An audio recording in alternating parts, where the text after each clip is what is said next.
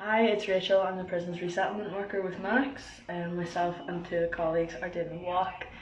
It was massively physically and emotionally tiring yesterday. And when we talked through it together last night, we sort of addressed a couple of issues that arose for us.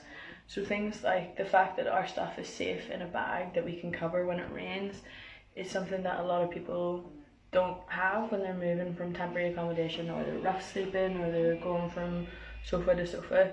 It's often in bags that they can get their hands on, which might be a black bag or something like that. And I think that's one of the privileges that we have. With aches and pains and emotional help, we have each other. And we've done a lot of training around mental health and stuff, but we know how to help and that sort of thing, and that's a privilege in itself. But if we want to go check in our GPs right now, we can't. We're so far away from them, we're out of area, and that's something our young people experience as well. If they're put in temporary accommodation, where they can get a bed might be miles and miles away from their GP, and they can't access their GP. And that's especially important when it comes to prescription and medication like that. And so again, massive privilege that we have.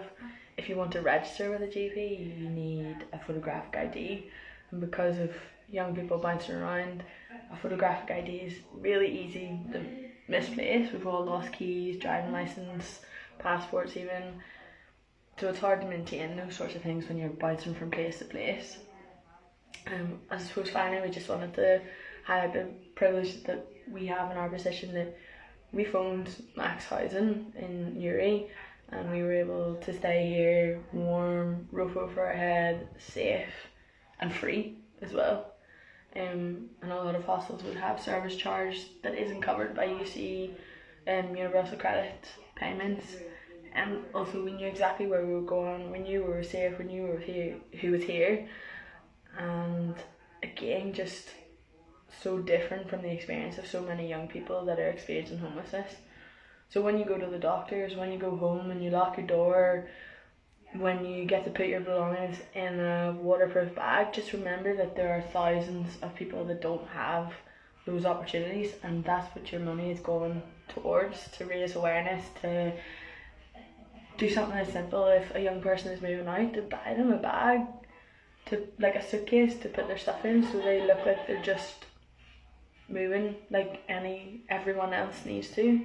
And just steps like that to battle that stigma is a lot of the work we do as well. So that's where your money goes. And thank you everyone for the support, for donations, for the shares, for if you honked your horn going past on the road, if you donated after meeting us on the pathway. Just thank you everyone for all the support. And yeah, we'll check in later.